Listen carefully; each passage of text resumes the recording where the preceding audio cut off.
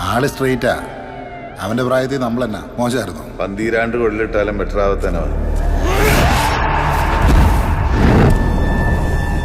ഇന്ന് ചേപ്പനന്തോട്ട കേസ് പറഞ്ഞൂടെ? സാറേ,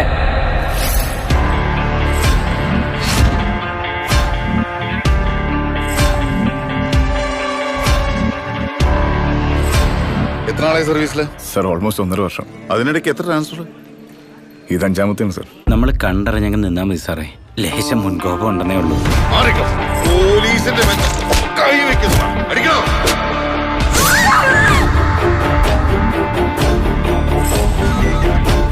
കൊലപാതകശ്രമം ആട്ടോ സാറേ. എന്റെ കൈപ്പാങ്ങനെ കിട്ടിയാൽ ഞാൻ തീർക്കും സാർ. സാറേ, അവനെ കാർത്തിക് സാർ പറഞ്ഞു വിട്ടു. പഠിച്ച കള്ളന്മാരാ സാറേ.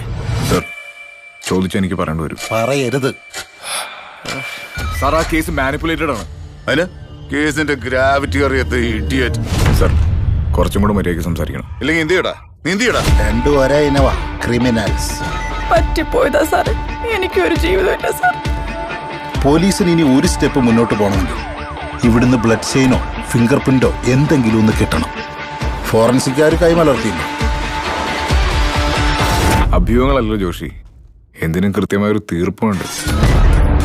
പോലീസ് ആഭ്യന്തര വകുപ്പിന്റെ കീഴില. അതിലിനി ക്രിമിനൽസ് വേണ്ട. നീ നിന്റെ ആംഗിൾ ഉണ്ടാക്ക, ഞാൻ എന്റെ വഴി കണ്ടുപിടിച്ചോളാം. 10-15 വർഷമായില്ലേ യൂണിഫോം ഇടാൻ തുടങ്ങി. ഇപ്പൊ അവൻ വിചാരിക്കുന്ന പോലെ നീയൊക്കെ ചെയ്തോണ്ടിരിക്കുന്നത്. എന്നാ എന്റെ നെഞ്ചത്തോട്ട് വേണ്ട.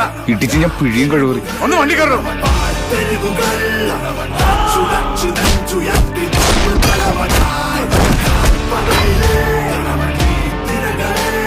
ഞാനാണ് ഈ സ്റ്റേഷനിൽ SHO.